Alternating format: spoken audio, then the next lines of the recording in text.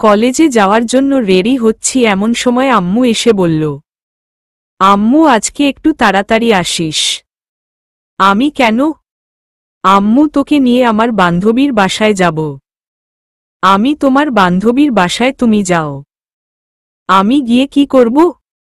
আম্মু আরে যাব তো তোর জন্য। রাবেয়া, আম্মুর বান্ধবী, তোকে নিয়ে যাওয়ার জন্য বলেছে। আমি আমার জন্য যাবে মানে? আম্মু হুম, তোর জন্য মেয়ে দেখতে যাব। তুমি কি পাগল হইছ, মেয়ে দেখবা মানে? আম্মু হুম, আমি আর রাবেয়া একে অপরকে কথা দিয়েছিলাম, আমাদের ছেলে মেয়েকে একসাথে বিয়ে দিয়ে আমাদের সম্পর্কটা আরও গভীর করব। আমি বাহ! নিজেদের জন্য আমাকে কেন বলি দিচ্ছ? আম্মু তুই ছাড়া আমার আর কোনো ছেলে আছে নাকি? থাকলে তো তাকেই দিতাম। আমি কিন্তু এটা কেমনে সম্ভব? আমি এখনো তোমার কাছ থেকে টাকা নিয়ে পকেট চালাই। বউকে কি খাওয়াবো? আম্মু তুই যে কি রোজগার করে খাওয়াবি সেটা আমি খুব ভালো করেই জানি। খাওয়ার চিন্তা তোর করা লাগবে না। কিন্তু আমি কিন্তু কি? আম্মু মেয়ে তোর থেকে 1 বছরের বড়। আমি কি? বড় মানে? আম্মু হুম বড়। এই আম্মু তোমার মাথা কি খারাপ হয়ে গেছে? এমনিতে আমাকে না জানিয়ে বিয়ে ঠিক করছো, এখন আবার বলো মেয়ে আমার থেকে সিনিয়র।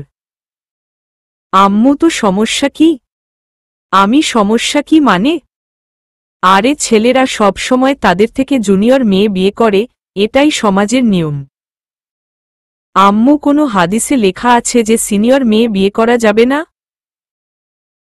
দেখো আম্মু এটা পসিবল না। আজকে যদি মেয়ে আমার থেকে ছোট হতো তাহলে বিয়ের কথা চিন্তা করতাম। আম্মু আরে আমরা তো মনে করছিলাম আমার মেয়ে হবে আর রাবেয়ার ছেলে হবে। কিন্তু উল্টো হয়ে গেল। রাবেয়ার আগে মেয়ে হয়ে গেল। তারপর তুই জন্ম নিলি। যদি রাবেয়ার ছোট কোনো মেয়ে থাকতো তাহলে তার সাথেই তোর বিয়ে দিতাম। কিন্তু এখন তো রাবেয়ার একটাই মেয়ে। তাই তোকে তাকেই বিয়ে করতে হবে। এই আম্মু তুমি মানুষ? নিজের ছেলের সাথে কেউ এমন করে? আম্মু মেয়েটা অনেক ভালো। দেখতেও মাশাল্লাহ, তুই একবার তাকিয়ে আর চোখ ফিরাইতে পারবি না। অনার্স 3য় বর্ষে পড়ে। আমি কি? 3য় বর্ষ মানে? আম্মু হুম, 3য় বর্ষে পড়ে। এই আম্মু তুমি কি মানসিকভাবে অসুস্থ হয়ে গেছ? মেয়েটা আমার থেকে 2 ক্লাস সিনিয়র আর বয়সে 1 বছরের সিনিয়র। এটা কেমনে সম্ভব? লোকজন আমাকে কি বলবে? আম্মু যার যেটা ইচ্ছা সেটা বলুক। তুই আজকে তাড়াতাড়ি বাসায় আসবি। কিন্তু আম্মু, পুরোটা না শোনার আগেই চলে গেল। ধুর শালা, মেজাজটাই খারাপ করে দিল। হায়রে বন্ধুরা আমাকে কি বলবে? বলবে যে আমি একটা বুড়িকে বিয়ে করছি। হায় আল্লাহ উঠায় নাও আমারে। চলেন কলেজে যেতে যেতে আপনাদের পরিচয়টা দিয়ে দিই। আমি জুয়েল, আপাতত স্টুডেন্ট। বাকিটা গল্প পড়তে পড়তে জেনে যাবেন। কলেজে গিয়ে মনমরা হয়ে বসে আছি, এমন সময় আসলো 2 হারামি। আয়মান কিরে ফকিন্নি, একা একা বসে আছিস কেন? সানি কি মামা চ্যাকা খাইলি নাকি? এই হারামির দল, চুপ থাক। এমনিতেই টেনশনে আছি। আয়মান কেন, কি হইছে? আম্মু বিয়া ঠিক করছে, বিকালে মেয়ে দেখতে যাবে। সানি আরে মামা তোর লাক অনেক ভালো, প্রেমটেম ছাড়া ডাইরেক্ট বিয়ে। ট্রিট দিস দোস্ত। আমি তোর বা দিমু শালা। মেয়েটা আমার থেকে সিনিয়র। আয়মান বাহ, সব কিছু তো ভালোই হচ্ছে।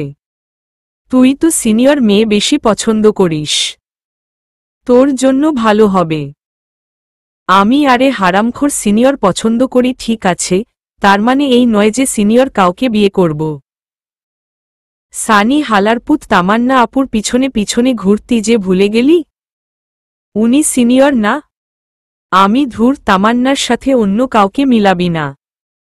তামান্না হলে তো কথাই ছিল না। আয়মান কেন? তামান্নার মধ্যে কি আছে? আমি চুপ কর শালা, এখন একটা বুদ্ধি দে। কি করে বিয়েটা বন্ধ করা যায়? সানি মেয়েটা কেমন? আমি দেখিনি এখনো। আয়মান আগে দেখে আয়, মেয়েটা দেখ। তোর পছন্দ হলে করিস, না হলে করিস না। আমি কিন্তু আম্মু তো ওর সাথেই বিয়ে দিবে। সানি আরে তুই আগে দেখে আয়, সুন্দর হলে আমাকে বলিস। আমি নিজেই করব, আমারও অনেক ইচ্ছা সিনিয়র কাউকে আদর করা। আমি এই তুই মানুষ? শালা আমি আছি আমার টেনশনে আর তুই মজা নিচ্ছিস? সানি মজা না সত্যি? আগে দেখে আয়, বাকিটা পরে দেখা যাবে। আমি আচ্ছা ঠিক আছে, দেখি কি করা যায়। এরপর তিনজনে মিলে একসাথে ক্লাসে চলে গেলাম। আমি 2টা ক্লাস করে বাসায় আসলাম। দেখি আম্মু কার সাথে হেসে হেসে কথা বলছে, আমাকে দেখে বলল, আম্মু ওই তাড়াতাড়ি কর, তোর হবু শাশুড়ি কল দিয়েছে। বুঝতে আর দেরি হলো না আম্মু কার সাথে কথা বলছে। এদিকে রাগে আমার পুরো শরীর জ্বলে যাচ্ছে। যাই হোক, খাওয়া দাওয়া করে রেডি হয়ে একটা সিএনজি করে রাবেয়া আন্টিদের বাসার উদ্দেশ্যে রওনা দিলাম। 1 ঘন্টা পর একটা বাসার সামনে গিয়ে গাড়ি থামল, আমি আর আম্মু ভিতরে গেলাম। আম্মুকে দেখে একটা মহিলা এসে জড়িয়ে ধরে মরা কান্না কাঁদতে শুরু করল। এদিকে রাগে আমার গা জ্বলে যাচ্ছে। মহিলাদের এত আবেগ কোথায় থেকে আসে কে জানে। এই দেখলাম ভালো, এখন দেখি আবার কান্না করছে। আমাকে তো শালা বোমা মারলেও কান্না আসবে না। যাই হোক, একটু পর রাবেয়া আন্টি আমার দিকে তাকালো, আম্মু ইশারায় আমাকে সালাম দিতে বলল। আমি সালাম দিলাম। আমার কাছে এসে বলল, আন্টি এই সুফিয়া, আম্মুর নাম। এটা তোর ছেলে নাকি? আম্মু হুম, তোর হবু জামাই। আন্টি আল্লাহ কত বড় হয়ে গেছে। জানো বাবা, তোমাকে সেই ছোট্টবেলায় দেখেছি। কত হিসু করছো আমার কোলে, তার কোনো হিসাব নাই। যা কথা বলছি এখানে, আর উনি চলেন গেলেন। কোথায় হিসু করছি, কোথায় হাগু করছি? হায়রে আল্লাহ, উঠায় নাও আমারে। যাই হোক, আমি সোফা রুমে গিয়ে বসলাম। আম্মু আর রাবেয়া আন্টি কথা বলতে বলতে উপরে চলে গেল। একটু পর আম্মু নিচে আসলো, এসে আমাকে বলল, আম্মু এই মুখ এমন করে রাখছিস কেন? একটু হাসি খুশি থাক। আমি হায়রে আম্মু, বুঝলা না তুমি? আমার কান্না আসছে। আম্মু চুপ কর, একটু পর বউ আসবে তোর সামনে। প্রায় 45 মিনিট বসে আছি, মহারানীর আসার কোনো খবর নাই। অবশেষে আসলো। মহারানীকে দেখেই আমি তো পুরা টাস্কি খেয়ে গেলাম। আরে এটা তো তামান্না আপু, যার পিছনে পিছনে আমি এতদিন ঘোরাঘুরি করেছি। তার মানে তামান্নাই রাবেয়া আন্টির মেয়ে। আহ, তামান্না আমার বউ হবে। এ যেন মেঘ না চাইতে বৃষ্টি পাওয়ার মতো। যাই হোক, তামান্না একটা শাড়ি পরে এসেছে, দেখেই আমি হা করে ওর দিকে তাকিয়ে রইলাম। আমার এমন হা করে তাকিয়ে থাকা দেখে আম্মু আমাকে একটা টোকা দিল, তারপর বাস্তবে ফিরে আসলাম। তামান্না এসে আমাকে চা দিল। আমার মনের ভিতর তো তখন লাড্ডু ফুটছে। বিদ্যা বালানের গানটা মনের ভিতর বাজতেছে, উলালা উলালা তুহি মেরাই ফ্যান্টাসি। তামান্না এসে আম্মু সালাম দিয়ে ভিতরে চলে গেল। আমিও সোফায় বসে রইলাম। আম্মু অনেকক্ষণ রাবেয়া আন্টির সাথে বসে বসে গল্প করল। তারপর বিয়ের দিন তারিখ ঠিক করে বাসায় চলে আসলাম। বাসায় এসে আমি সানি আর আয়মানকে গ্রুপ কল দিলাম। আমি এই হারামির দল কোথায় তোরা? আয়মান কেন, কি হইছে? আমি সেটা পরে বলবো, তাড়াতাড়ি রেস্টুরেন্টে আয়, তোদের ট্রিট দিব। ট্রিটের কথা শুনে দুজনেই লেজ উঠিয়ে চলে আসলো। সন্ধ্যায় ওদের সাথে রেস্টুরেন্টে গেলাম। সানি মামা, ঘটনা কি হঠাৎ করে ট্রিট? আমি দোস্ত কামতো হয়ে গেছে। আয়মান কি মেয়ে পছন্দ হইছে নাকি? আমি হুম, ঠিক বলছিস। সানি তুই না বললি এই বিয়েটা তুই করবি না? আমি আরে সেটা তো আগে বলেছিলাম, কিন্তু পাত্রিক দেখার পর সব ঠিক হয়ে গেছে। আয়মান তা পাত্রীটাকে? আমি তোদের তামান্না আপু। সানি আমাকে ক্যাম্পাসের তামান্না আপু নাকি, যার জন্য তুই কুত্তার মতো পিছন পিছন হাঁটতি? আমি এই সালারপুর চুপ কর, আমি কারো পিছনে ঘুরি নাই। আর হে সেই তামান্নাই আম্মুর বান্ধবীর মেয়ে। আয়মান সিরিয়াসলি? দোস্ত এই তো মেঘ না চাইতে বৃষ্টি আসার মতো। আমি হুম, আজকে যা ইচ্ছা খেয়ে নে, টাকা আমি দিমু। সানি তো বিয়ে কখন? আমি আগামী শুক্রবার। কালকে থেকে কেনাকাটা শুরু, তোরা কেউ আর ক্লাসে যাস না এই সপ্তাহ। কাজ আছে। এরপর ওদের ট্রিট দিয়ে বাসায় চলে আসলাম। কিছুতেই ঘুম আসছে না, ভাবছি তামান্নাকে কল দিয়ে কিছুক্ষণ প্রেম করব। না থাক, বিয়ের পর চুটিয়ে প্রেম করা যাবে, এই কয়েকদিন একটু পার্ট নিয়ে থাকি। পরের দিন সবাই মিলে কেনাকাটা শেষ করলাম। আস্তে আস্তে বাসায় মেহমান আসতে শুরু করছে। আম্মু সবাইকে ইনভাইট করে দিছে।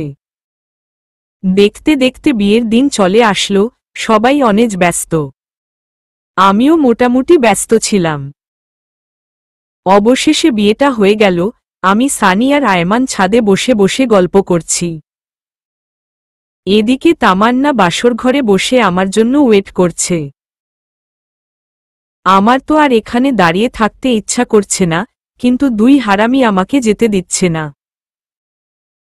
রাত প্রায় 12টা, আমি তখনও ছাদে বসে বসে আড্ডা দিচ্ছি, এমন সময় আম্মু আসলো। আম্মু কিরে, তুই এখনো বসে আছিস যে? আমি তো কি করব? আম্মু কি করবি মানে? যা ঘরে যা। মেয়েটা সেই কখন থেকে একা একা বসে আছে। সানি আন্টি আমরা ওকে অনেকবার বলেছি, কিন্তু ও আমাদের কথা শুনছে না। পুরোটা মিথ্যা। আমি সানির কথা শুনে ওর দিকে অবাক দৃষ্টিতে তাকালাম, তখন আম্মু বলল, আম্মু যা তাড়াতাড়ি ঘরে যা। আমি ঠিক আছে যাচ্ছি, তুমি নিচে যাও। একটু পর আম্মু চলে গেল। আমি সানিকে একটা লাথি দিয়ে বললাম, আমি এই হারামখোর, তুই আমাকে অনেক যেতে বলেছিস? শালা, তোর জন্য আমি যেতে পারছি না আর তুই বলছিস আমাকে যেতে বলেছিস? সানি আরে মামা, রাগ করস কেন? আন্টি একটু পাম দিলাম আর কি। আয়মান আচ্ছা ঠিক আছে, তুই যা, আমি ওকে যাচ্ছি, দোয়া করিস। সানি এই শোন। আমি হুম বল। সানি মনে বিড়াল মারিস, তোর ক্ষমতা দেখিয়ে দিবি, না হলে পুরুষ জাতি তোরে ধিক্কার দিবে। আমি চুপ কর, আমি যাচ্ছি। সানি আচ্ছা ঠিক আছে যা, যদি বেঁচে থাকিস তাহলে কাল দেখা হবে। আমি একটা হাসি দিয়ে নিচে চলে আসলাম। বাসরঘরের সামনে দাঁড়িয়ে আছি, কেমন জানি ভয় লাগছে আবার লজ্জাও। আহারে, নিজের ঘরে নিজে যাব আর সেখানেই ভয় লাগছে। 1 কেজি সাহস নিয়ে দরজাটা খুললাম, ভিতরে গিয়ে দরজা বন্ধ করে দিলাম। দেখলাম তামান্না মোবাইলে কার সাথে কথা বলছে, আমাকে দেখেই মোবাইলটা রেখে দিয়ে চোরের মতো হয়ে গেল। মোবাইলটা রেখে দিল। আমি গিয়ে সামনে দাঁড়ালাম, ভাবছি সে হয়তো সালাম করবে। অনেকক্ষণ দাঁড়িয়ে থাকার পর দেখলাম সে এখনো বসে আছে। আমি মনে করছি আমি তার জুনিয়র, তাই হয়তো সালাম করতে লজ্জা লাগছে বা করবে না। থাক, করা লাগবে না, একটা সালাম আর কিছু যায় আসে না। আমি গিয়ে খাটের উপর বসলাম, তখন তামান্না বলল, তামান্না, তোর সাথে আমার কিছু কথা আছে। বাহ, শুরুতেই তুই? আমি বললাম, আমি কি কথা বলেন?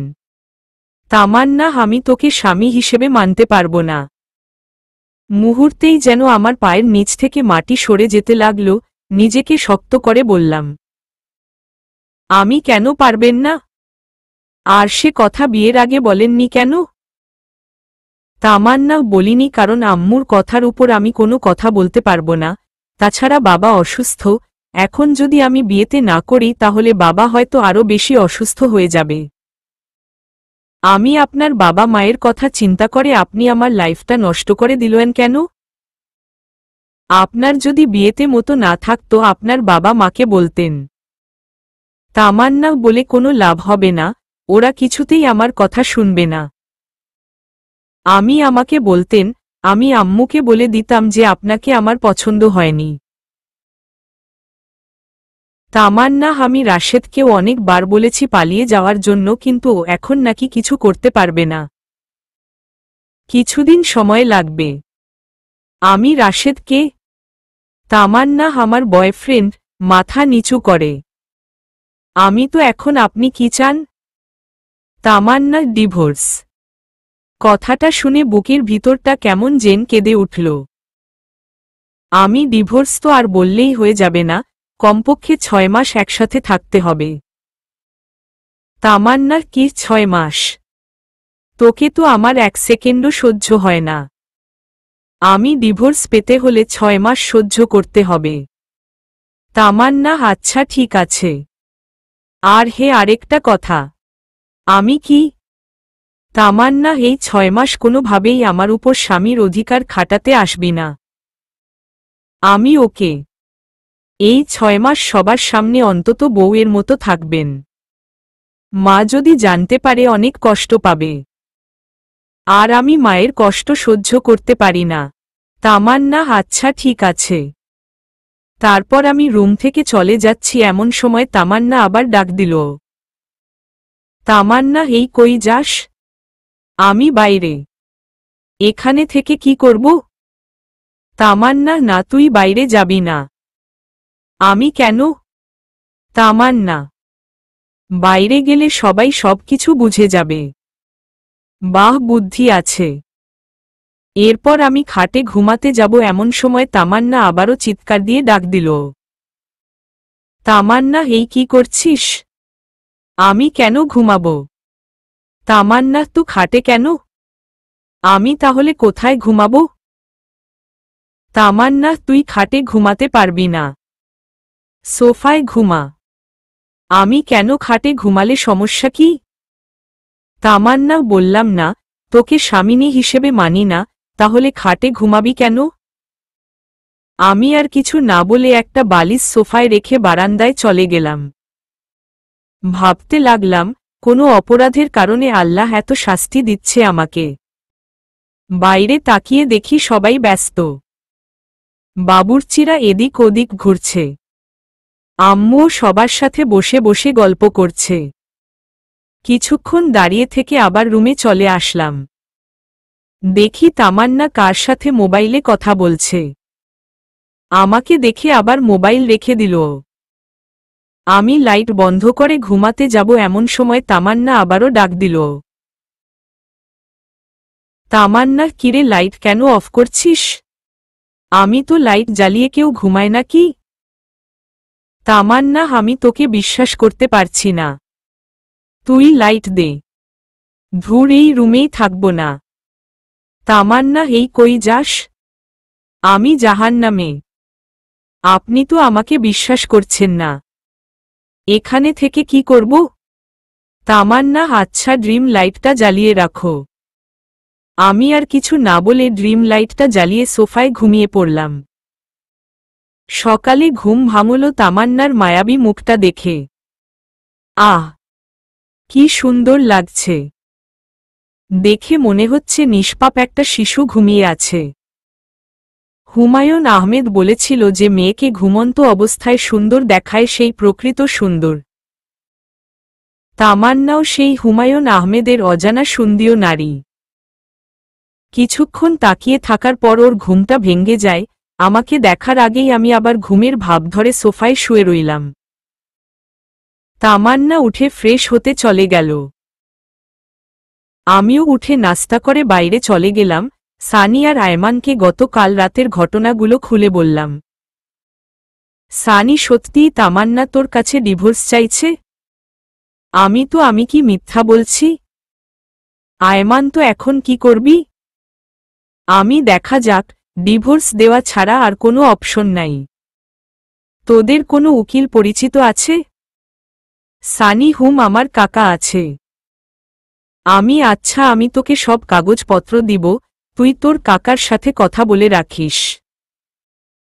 সানি, ওকে, চল, এখন মন খারাপ করে বসে থেকে লাভ নাই, একটু ঘুরে আসি। আয়মান, ও ঠিক বলছে। আচ্ছা ঠিক আছে, চল। সারাদিন ওদের সাথে ঘোরাঘুরি করে রাত 9টায় বাসায় ফিরলাম। দেখি আব্বু আম্মু সবাই রেগে আগুন হয়ে আছে। বাবা, কিরে, তুই সারাদিন কোথায় ছিলি? এই তো সানি আর আয়মানের সাথে। আম্মু, মোবাইল ধরিসনি কেন? সাইলেন্স ছিল। বাবা, তোর মধ্যে কি কোনো সেন্স নাই? বাসায় নতুন বউ রেখে বাইরে ঘুরতে লজ্জা করে না? এমন বউ দিয়েছ যে আমার লাইফটাই শেষ করে দিল। আসতে বললাম। বাবা, কি বললি? কিছু না। আম্মু, খেতে আয়। খাবো না, বাইরে থেকে খেয়ে আসছি। আর কোনো কথা না বলে সোজা রুমে গেলাম। গিয়ে দেখি তামান্না কার সাথে মোবাইলে কথা বলছে। আমাকে দেখে মোবাইলটা রেখে দিল। ওর এসব কাণ্ড দেখে মাথায় পুরো রক্ত উঠে গেল। আমাকে বলল, তামান্না, এই ডিভোর্সের ব্যাপারে কিছু করেছিস? উকিলের সাথে কথা হইছে, অন্তত 6 মাস একসাথে থাকতে হবে। তামান্না, তোরে তো আমার 1 সেকেন্ডও সহ্য হয় না। না হলে এখানে আছেন কেন? চলে যান এখান থেকে। এতই যখন তারা বিয়ে কেন করেছেন? তামান্না, তোকে বিয়ে করতে তো আমার বয়ই গেছে। নিজেকে কখনো আয়নায় দেখেছিস? তোর সাথে আমার যায়? ভদ্রভাবে কথা বলুন, এটা আমার বাসা, আপনার নয়। তামান্না, তোর বাসা দেখে আমাকে ধমকাচ্ছিস? লজ্জা হওয়া উচিত তোর। ধুর, ভালো লাগে না, কেন যে এই ফালতু মেয়েকে বিয়ে করতে গেলাম কে জানে। রুম থেকে বের হয়ে সোজা ছাদে চলে গেলাম। ছাদে অনেকক্ষণ বসে থাকার পর রুমে আসলাম, তখনও দেখলাম তামান্না কার সাথে যেন কথা বলছে। আমাকে দেখে আরো হেসে কথা বলছে। কিছু না বলে বালিশ নিয়ে সোফায় ঘুমিয়ে পড়লাম। সকালে ঘুম থেকে উঠে দেখি তামান্না বিছানায় নেই, মনে হয় ওয়াশরুমে গেছে। মোবাইলটা টেবিলের উপর রাখা। তাড়াতাড়ি উঠে মোবাইলটা নিলাম। বাহ, লক করা নেই। সাথে সাথে মেসেজগুলো দেখতে লাগলাম। মেসেজ দেখে আমার পুরো মাথা খারাপ হয়ে আছে। নাম্বারটা নিয়ে নিলাম। দরজার আওয়াজ শুনলাম, মনে তামান্না আসছে। মোবাইলটা রেখে তাড়াতাড়ি বাইরে চলে গেলাম। এভাবেই তামান্না আর আমার দিনগুলো চলতে লাগলো। কলেজে যাওয়া শুরু করলাম। পরের দিন থেকে তামান্নাও যায়। আম্মু বলছে দুজনকে একসাথে যাওয়ার জন্য, কিন্তু তামান্না আমাকে পার্সোনালি নিষেধ করে দিয়েছে। সে আমার সাথে যাবে না। সেদিন ক্লাস শেষ করে বাইরে এসে দেখি তামান্না তার বন্ধুদের সাথে বসে বসে আড্ডা দিচ্ছে আর হাসাহাসি করছে। দেখেই রাগ হতে শুরু করল। কাছে গেলাম। চলেন। তামান্না, কোথায়? বাসায়। তামান্না, তোর সাথে যাব না, তুই যা। তুই বলার কারণে সবাই হাঁ করে আমার দিকে তাকিয়ে আছে। আম্মু বলেছে আপনাকে সাথে করে নিয়ে যেতে। তামান্না, হই কুত্তা, তোরে না বলছি আমার উপর স্বামীর অধিকার খাটাতে আসবি না। যা, তুই তোর মাকে নিয়ে থাক। মাকে নিয়ে কোনো বাজে কথা বলবেন না। তামান্না, বললে কি করবি? আপনি বাসায় চলুন। এ কথা বলে ওর হাতটা ধরে টানতে চাইছি, এমন সময় ঠাসঠস আমার গালে একটা চর বসিয়ে দিল। তামান্না, তোর সাহস কি করে হয় আমার হাত ধরার? বেহায়া কোথাকার। এ কথা বলে তামান্না উঠে চলে গেল। গালে হাত দিয়ে দাঁড়িয়ে রইলাম। পুরো ক্যাম্পাসের ছাত্রছাত্রী আমার দিকে তাকিয়ে আছে। লজ্জায় মাথা কাটা গেল। আমি আর দাঁড়িয়ে না থেকে একটা পার্কের পাশে এসে বসে রইলাম। এমন সময় তামান্নার মোবাইল থেকে নেওয়া নাম্বারটার কথা মনে হল। চিন্তা করলাম কল দিব, কিন্তু না দিলাম না। নাম্বারটা সেভ করে নিলাম। ইমোতে কানেক্ট হওয়ার পর প্রোফাইলের ছবিটা দেখলাম। একটুয়া সুন্দর হ্যান্ডসাম ছেলে বাইকের উপর বসে আছে। মনে হয় এই ছেলের সাথেই তামান্নার রিলেশন চলছে। ছেলেটাকে দেখে কেমন যেন মনে হলো প্লে বয়। আমি ছবিটা নিয়ে আমাদের বন্ধুদের গ্রুপে দিলাম আর বললাম এই ছেলেকে দেখার সাথে সাথেই আমাকে কল দিতে। তারপর ওখানে আরও কিছুক্ষণ থেকে বাসায় চলে গেলাম। বাসায় যাওয়ার সাথে সাথেই আম্মু এসে ঠাসস করে একটা চর বসিয়ে দিল। আমি আবুলের মতো দাঁড়িয়ে রইলাম। আমি মারলে কেন? আম্মু বেশ করেছি, তোকে আরও মারা উচিত। আমি কেন, কি করেছি আমি? আম্মু লজ্জা করে না তোর বাসায় বউ রেখে অন্য মেয়ে নিয়ে পার্কে ঘুরতে? আমি মানে? কে বলেছে এসব? আম্মু তামান্না তোকে আর একটা মেয়েকে একসাথে দেখেনি? তোকে নিষেধ করার কারণে তুই তামান্নাকে সবার সামনে মেরেছিস? শুনেই আমার মাথায় আকাশ ভেঙে পড়ল। আম্মু আমার কথাটা শুনো। আম্মু চুপ কর, আমাকে আম্মু বলবি না। আমি কোনো দিন চিন্তাও করিনি তুই এত খারাপ হয়ে যাবি। আম্মু সবকিছু মিথ্যা। আম্মু আমি জানি, তুই যা আমার চোখের সামনে থেকে। তোকে যেন আর না দেখি। ধুর, কার মুখ দেখে ঘুম থেকে উঠলাম কে জানে। অপরাধ না করেই অপরাধী হয়ে গেলাম। নিজেও মাও বিশ্বাস করছে না। ব্যাগটা নিয়ে বাইরে চলে গেলাম। অনেকক্ষণ বসে থাকার পর দেখলাম রাত অনেক বেশি হয়ে গেছে। বাসায় না গিয়ে সানির বাসায় চলে গেলাম। সানি, কিরে রাতের বেলা তুই এখানে? আমি কেন, সমস্যা হচ্ছে নাকি? হলে বল, চলে যাচ্ছি। সানি, আরে পাগল নাকি, কিসের সমস্যা? তোকে তো জোর করেও নিয়ে আসা যায়। কিন্তু নিজে থেকে আসলি তাও রাতের বেলায়, তাই জিজ্ঞেস করলাম। আচ্ছা বাদ দে, ভিতরে আয়। ভিতরে যাওয়ার পর ওর আব্বু আম্মুকে সালাম, ওর রুমে চলে গেলাম। ফ্রেশ হয়ে আসলাম, দেখি আব্বু বারবার কল দিচ্ছে। আমি কেটে দিয়ে সুইচ অফ করে দিলাম। সানির আম্মু এসে খাওয়ার জন্য ডাকতে লাগল। দুজনে গিয়ে খেয়ে আসলাম। সানি বলল, সানি এবার বল কাহিনী কি? আমি পুরো ঘটনাটা সানির সাথে শেয়ার করলাম। সানি বলল, সানি তাহলে এই ব্যাপার। আমি আচ্ছা, তোর কাকার সাথে ডিভোর্সের ব্যাপারে কথা বলেছিস? সানি, হুম, কিছু দিনের মধ্যে ডিভোর্স পেপার চলে আসবে। তুই একটু বলিস যেন তাড়াতাড়ি দিয়ে দেয়। সানি, আচ্ছা ঠিক আছে। তারপর সানির সাথে ঘুমিয়ে পড়লাম। পরের দিন সানিদের বাসা থেকে সরাসরি কলেজে চলে গেলাম।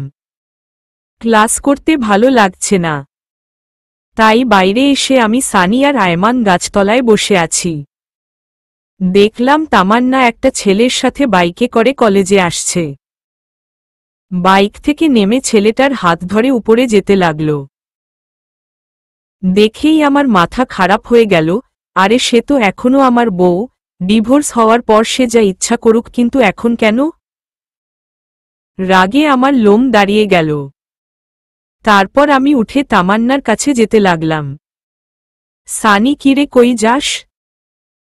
তোরা দাঁড়া, আমি আসছি। আয়মান, দাঁড়া, আমরাও আসছি। তারপর তিনজনে মিলে তামান্নার সামনে গেলাম। তারপরেই, আপনি এই ছেলেটার হাত ধরেছেন কেন? তামান্নার, সেটা কি তোকে বলতে হবে? অবশ্যই, ভুলে যাবেন না আমি আপনার স্বামী। তামান্না, তোকে আমি স্বামী হিসেবে মানি না। তোকে না বলেছি আমার উপর অধিকার খাটাতে আসবি না। আপনি না মানলে কিছু করার নাই, আপনি এখনো আমার স্ত্রী। আমাদের এখনো ডিভোর্স হয়নি, সো আপনাকে আমার কথা মতো চলতে হবে। তামান্না, যদি না চলি? কি করবি? আমি দেখবেন কি করব? তামান্নার কি করবি তুই দেখা। আমি আস্তে আস্তে তামান্নার কাছে যেতে লাগলাম আর সে পিছাতে লাগল। আমি তামান্নার সামনে গিয়ে তামান্নার পাশে থাকা ছেলেটা একটা ঘুষি মারি। আমার কর্মকাণ্ড দেখে সবাই হা করে তাকিয়ে আছে। ছেলেটার কলার চেপে ধরলাম। আমি এই হালারপুত, কি নাম তোর? লজ্জা করে না অন্যের বউয়ের সাথে প্রেম করতে? ছেলে, তুই জানিস আমি কে? তুই আমেরিকার প্রেসিডেন্ট হলেও আমার দেখার টাইম নাই। তোকে যদি তামান্নার সাথে দেখি তোর খবর আছে। ছেলে, দেখ তোর কি হাল করি। সাথে সাথে মোবাইলটা বের করে কাকে যেন কল দিতে চাইছিল। আমি মোবাইলটা নিয়ে আছাড় দিয়ে ভেঙে ফেললাম, তারপর ছেলেটাকে আরও একটা ঘুষি দিলাম। ঠোঁট কেটে রক্ত বের হচ্ছে। সানি আর আয়মান এসে আমাকে টেনে নিয়ে গেল। তামান্না আর রেগে যাওয়া দেখে ভয় কাঁপতে লাগল। সানি আর আয়মানের সাথে নিচে চলে আসলাম। কলেজের পেছনে গিয়ে অনেকক্ষণ বসে রইলাম। কিছুই ভালো লাগছে না। কলেজ ছুটি হয়ে গেছে। সানি, আমি আর আয়মান বসে রইলাম। অনেকক্ষণ পর আমরাও উঠে হাঁটা দিলাম। পরে সানি আর আয়মানের কাছ থেকে বিদায় নিয়ে বাসার দিকে রওনা দিলাম। ওরাও ওদের বাসায় চলে গেল। দুপুরবেলা রাস্তায় মানুষজন খুব একটা বেশি নাই, একেবারে নেই বললেই চলে। খেয়াল করে দেখলাম দুই ছেলে সিগারেট টানতে টানতে আমার পিছনে আসতে লাগল। আরেকটু যাওয়া পর আর চারজন একটা গলি থেকে বের হয়ে আসলো। দেখতে মাস্তান টাইপের, আমার পিছু পিছু আসতে লাগল। হঠাৎ করে একটা ছেলে পেছনে থেকে আমার ঘাড়ের উপর হাত দিয়ে চাপ দেয়। আমি পেছনে তাকাই। আমি কি সমস্যা? ঘাড়ে কেন হাত দিলেন? ছেলে, আগুন আছে? সিগারেট ধরাবো? আমি ওসব খাই না। অন্য একটা ছেলে আইছে, আমার লক্ষ্মী ছেলে ওসব খায় না। আমি কি ব্যাপার, আপনাদের সমস্যা কি? আমার কোনো কথার উত্তর না দিয়ে একটা ছেলে এসে আমার মুখ চেপে বাকিগুলো এসে আমার উপর ঝাঁপিয়ে পড়ে। একা ওদের সাথে ফেরে উঠতে পারছি। ওরা অনেক বাজেভাবে আমাকে মারে। দুইজনে আমার হাত ধরে রাখে, বাকিগুলো মুখে আর বুকে ঘুষাতে লাগে। মুখ দিয়ে রক্ত পড়ছে। আমি দাঁড়িয়ে থাকতে না পেরে শুয়ে গেলাম। দেখলাম তামান্না আর ওই ছেলেটা বাইক নিয়ে আসলো। ছেলেটা সবাইকে বলল, মরে গেলে নদীতে নিয়ে গিয়ে ফেলে দিস। তামান্না ওর কথা শুনে হাসছে। তারপর দুজনে বাইক নিয়ে চলে গেল। একটা ছেলে লাঠি দিয়ে মাথায় আঘাত করে। তারপর আর কিছু মনে নেই। যখন জ্ঞান আসলো নিজেকে হাসপাতালে আবিষ্কার করলাম। দেখলাম আয়মান আর সানি পাশে বসে আছে। সানি, এখন কেমন লাগছে? আমি মোটামুটি। আম্মু কই? আয়মান এতক্ষণ ছিল, আমরা তাকে বাসায় পাঠাই দিছি। এই 2 দিন এখানে থেকে তিনিও অসুস্থ হয়ে গেছে। তার মানে 2 দিন পর জ্ঞান আসলো। শরীরের প্রত্যেকটা অঙ্গ ব্যথা করছে। অনেক কষ্টে উঠে বসলাম। তারপর ওদের বললাম, তামান্না আসছিল? আয়মান একবার আসছিল, ওর বাবা নাকি অসুস্থ, সেখানে চলে গেছে। ও আচ্ছা। সানি, তোর এই অবস্থা কি করে হলো? আয়মান, এই তুই পাগল হয়েছিস। ও ঠিকমতো কথাই বলতে পারছে না আর তুই ঘটনা জিজ্ঞেস করতেছিস। আচ্ছা বাসায় চল, ওখানে বলবো। সানি, এখন বাসায় যাওয়া যাবে না। তোর আরো 2 দিন থাকতে হবে। এখানে থাকতে ভালো লাগছে না, আম্মুকে একটা কল দে। আজকেই চলে যাব। তারপর আম্মু আসলো, এসে আমাকে ধরে কান্নাকাটি শুরু করে দিল। ডাক্তারের কাছ থেকে অনুমতি নিয়ে বাসায় চলে গেলাম। সেদিন রাতে সানি আর আয়মান আমার সাথেই ছিল, তাদের সব ঘটনা খুলে বলি। সানিকে বললাম তাড়াতাড়ি ডিভোর্স পেপারটা যেন রেডি করে। সেদিন 3 জন একসাথে ঘুমিয়ে পড়লাম। পরের দিন দেখি তামান্না ওর বাবার বাড়ি থেকে চলে আসছে। আমাকে দেখে বলল, কিরে বেঁচে আছিস? আমি তো ভাবছি মারা গেছিস। রাগে আমার রক্ত গরম হয়ে গেল। সানি আর আয়মান সবকিছু শুনে ফেলেছে। ওদেরকে দেখে তামান্না চোরের মতো রুম থেকে বের হয়ে গেল। সেদিন থেকে ওর সাথে কথা বলি না, এমনকি নিজের রুমেও যাই না। অসুস্থতার জন্য কলেজে যেতে পারছি না। তামান্না ঠিকই যাচ্ছে, কলেজে গিয়ে যে কি করে সেটা আমি খুব ভালো করেই জানি। এভাবে আরও 1 সপ্তাহ কেটে গেল, তামান্নার ব্যবহার আরও খারাপ হতে লাগল। একদিন সকালবেলা ঘুরতে বের হয়েছি, এমন সময় ফাহাদের কল আসলো। আমি, কিরে কি অবস্থা? ফাহাদ, এই তো মোটামুটি। তোর কি অবস্থা? আমি আছি আগের মতো। ফাহাদ, বন্ধু তুই যে একটা ছেলের ছবি দিয়েছিলি মনে আছে? আমি, কি হইছে এখন? ফাহাদ, ওই ছেলেটা একটা মেয়ের সাথে পার্কে বসে আছে। আমি, আরে কি বলিস, কোনো পার্ক? ফাহাদ ঠিকানা দিল। ঘড়ির দিকে তাকিয়ে দেখি 11টা বাজে। তামান্না কি কলেজের নাম দিয়ে ছেলেটার সাথে পার্কে গেছে? কেমন জানি খারাপ লাগছে, বিয়ের পরও এসব করে। আর ছেলেটাই বা কেমন? অথচ মা তামান্নার কথা শুনে আমাকেই অবিশ্বাস করে। না, এত কিছু ভেবে লাভ নেই, আগে পার্কে যাই, দুজনের একসাথে কয়েকটা ছবি নিই, তারপর আম্মুকে দেখাবো, সহজেই ডিভোর্সটা হয়ে যাবে। তাড়াতাড়ি পার্কে গেলাম, ফাহাদও সেখানে দাঁড়িয়ে আছে, দুজনে ভিতরে গেলাম। দেখলাম সেই ছেলেটা যে লোক পাঠিয়ে আমাকে মেরেছে তামান্নাকে বাইকে উঠিয়ে ঘোরাফেরা করে। ছেলেটাকে স্পর্শ দেখা যাচ্ছে কিন্তু মেয়েটাকে দেখা যাচ্ছে না। আমার কেমন যেন মনে হচ্ছে এই মেয়েটা তামান্না নয়।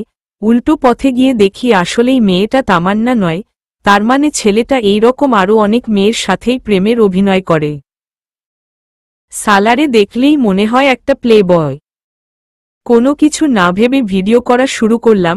বাহ, কি সুন্দর একজন আরেকজনকে জড়িয়ে ধরে আছে, হাতে হাতে রেখে হাসাহাসি করছে। ফাহাদকে বললাম, তুই ভিডিও করতে থাক, আমি যেটুকু করেছি সেটা তামান্নাকে পাঠাই। সাথে সাথেই তামান্নাকে পাঠিয়ে দিলাম। তামান্না ভিডিওটা দেখে আমাকে কল দেওয়া শুরু করল, আমি ধরলাম না। তারপর সে আমাকে একটা SMS দিল জায়গাটা কোথায় সেটা বলার জন্য। আমি পার্কের নাম সেন্ড করে দিলাম। 10 মিনিটের মধ্যেই তামান্না সেখানে এসে হাজির। আমি আর ফাহাদ লুকিয়ে গেলাম।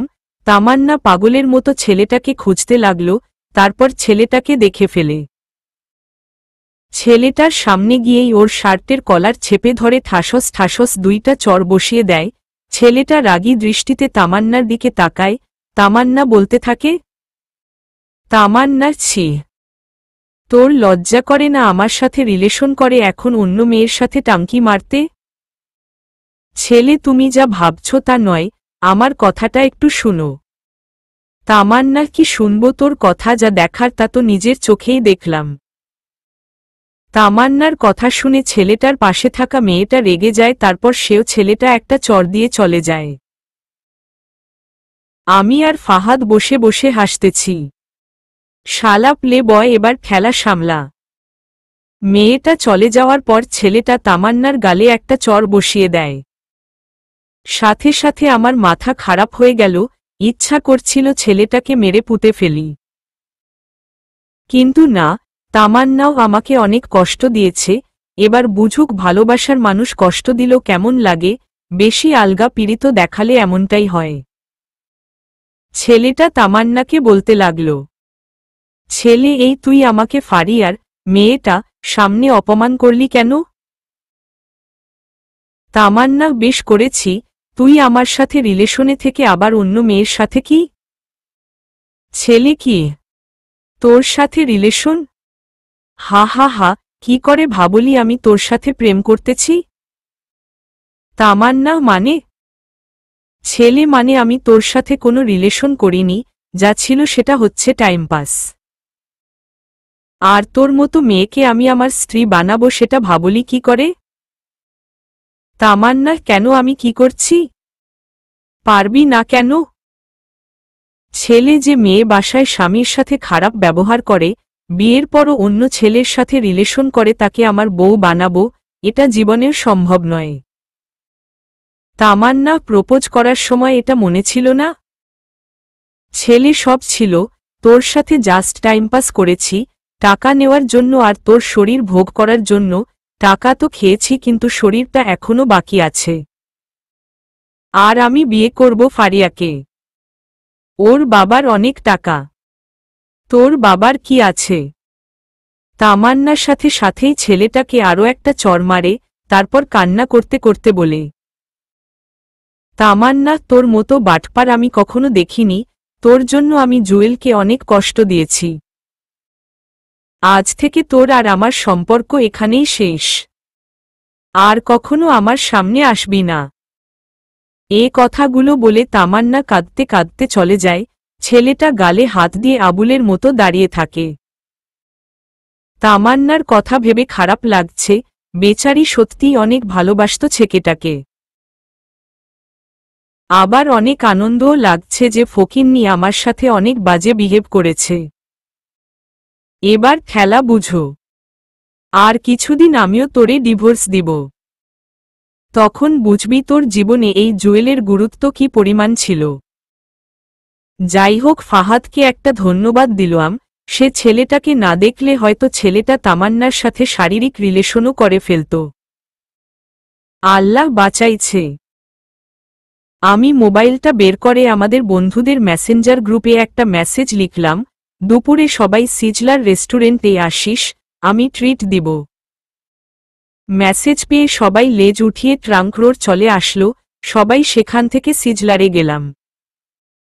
আমি, সানি, আয়মান, হাকিম আর ফাহাদ সবাই মিলে খাওয়া দাওয়া করলাম। আয়মান আমাকে জিজ্ঞেস করল, হঠাৎ ট্রিট কেন? আমি সব ঘটনা খুলে বললাম। সবাই মোটামুটি খুশি। সানিকে জিজ্ঞেস করলাম ডিভোর্স লেটার ঠিক হতে আর কয়দিন লাগবে। সে বলল আর কিছু দিনের মধ্যে হয়ে যাবে। বিকালে আর বাসায় গেলাম না। সবাই মিলে আড্ডা দিলাম। রাতে বাসায় গেলাম। আম্মু, কিরে সারাদিন কই ছিলি? আমি এই তো বন্ধুদের সাথে। আম্মু, এই অসুস্থ শরীর নিয়ে বন্ধুদের সাথে কি? এই তোর সাথে কি তামান্নার কিছু হইছে? আমি না, কেন? আম্মু দুপুরে এসে না খেয়ে শুয়ে আছে, অনেকবার ডেকেছি, খাবে না বলেছে, রুম থেকে বের হচ্ছে না। আমি কিছু জানি না, যদিও সব জানি তবুও কিছু বললাম না। আম্মু, দেখতো বাবা, মেয়েটা কিছু খাচ্ছে না। এভাবে না খেয়ে থাকলে তো অসুস্থ হয়ে যাবে। নিজের ছেলে যে না খেয়ে আছে সেদিকে খেয়াল নেই। আমি আচ্ছা দেখতেছি। আম্মু, হুম, যা ডেকে নিয়ে আয়। দুজনে একসাথে খেতে আয়। তারপর রুমে গেলাম, দেখি তামান্না উল্টো হয়ে শুয়ে আছে, আমাকে দেখেই উঠে বসল। আমি কিছু না বলে ওয়াশরুমে চলে গেলাম, ফ্রেশ হয়ে এসে বললাম, আম্মু খাওয়ার জন্য ডেকেছে, খেতে চলেন। তামান্না, আমি খাবো না, তুমি খেয়ে নাও। আমি তো অবাক হয়ে গেলাম যে মেয়ে আমাকে তুই ছাড়া কথা বলতো না আর সেই আমাকে তুমি করে ডাকছে। আমি খাবেন না কেন? দুপুরেও তো কিছু খাননি, আম্মু বলল। আপনার মুখে এগুলো কিসের দাগ? যদিও সব জানি। তামান্না কিছু মশা মারতে গিয়ে। আমি খেতে আসেন, সবাই বসে আছে। আর কিছু না বলে খেতে চলে গেলাম, খাওয়া শুরু করে দিলাম, কিন্তু সে আসছে না। আমি, কিরে তামান্না আসছে না? আমি না।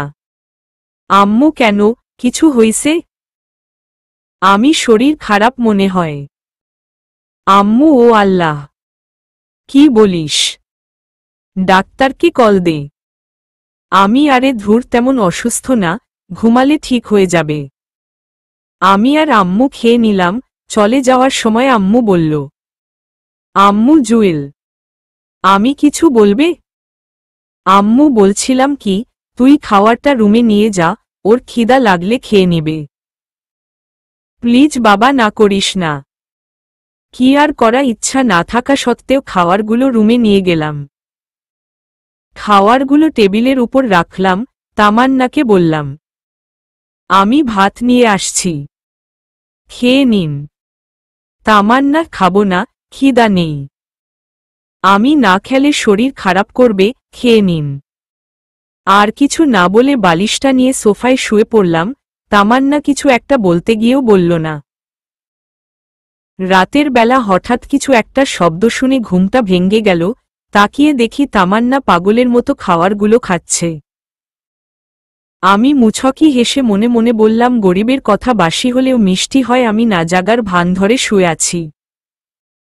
তামান্না একবার খাওয়ারের দিকে তাকায়, আরেকবার আমার দিকে তাকায়। তারপর ঘুমিয়ে পড়লাম।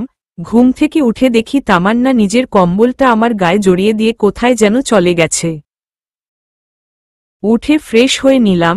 খাওয়ার টেবিলে গিয়ে দেখি পছন্দের সব খাবার। ঘটনা কি, আজকে তো বিশেষ কোনো দিন না। আম্মুকে জিজ্ঞেস করলাম, আজকে এগুলো কেন? আম্মু হেসে বলল, তামান্না নাকি আমার জন্য নিজের হাতে বানিয়েছে। আসলেই মেয়েদের মন বোঝা জীবনের সম্ভব নয়, এরা কখন কি করে নিজেও জানে না। কিছু না বলে খেয়ে নিলাম। তারপর রেডি হয়ে বাইরে চলে গেলাম।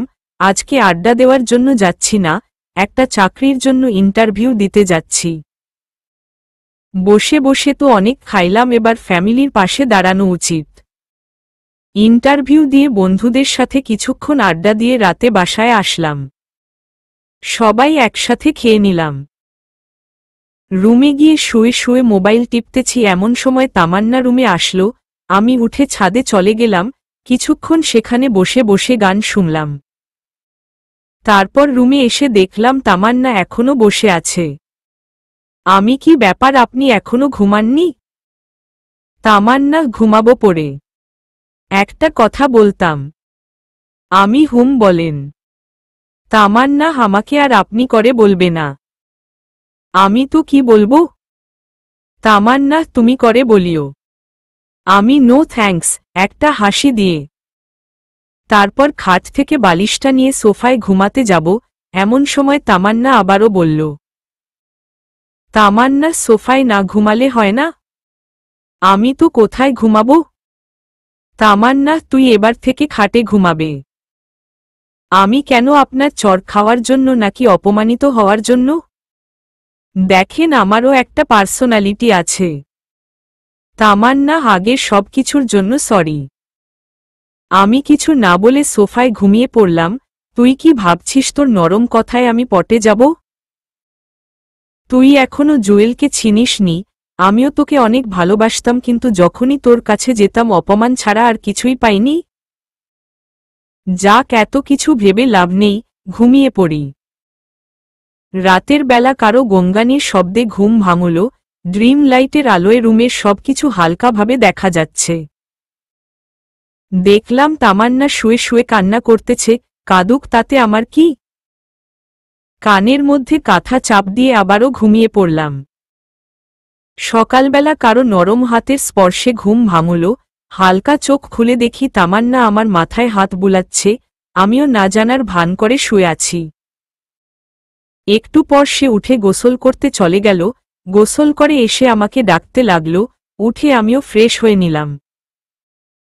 সকালবেলা নাস্তা করে শুয়ে শুয়ে ফেবুকিং করছি, এমন সময় আয়মান কল দিয়ে বলল, আমার চাকরিটা হয়ে গেছে।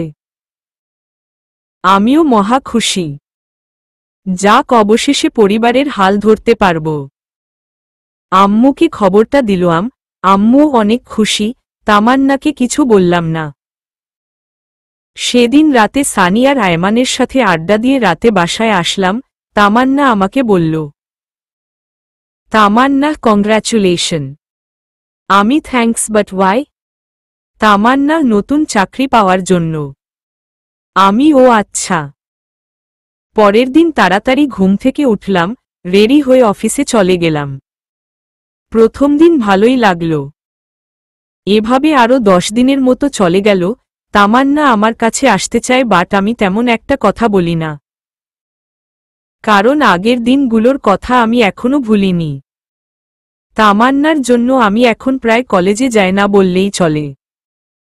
সেদিন সবার সামনে অপমান করার পর থেকে কারো সামনে যাই না, শুধু পরীক্ষাটা দিয়ে আসি। পরের দিন অফিসে যাচ্ছি এমন সময় আম্মু এসে বলল, আম্মু অফিসে যাচ্ছিস? আমি কিছু বলবে? আম্মু বলছিলাম কি তামান্নার আম্মু কল দিছে, সে নাকি অসুস্থ, তামান্নাকে যেতে বলেছে। আমি তো যাক। আম্মু না মানে তুই যদি দিয়ে আসতি। তারপরেই চলবে।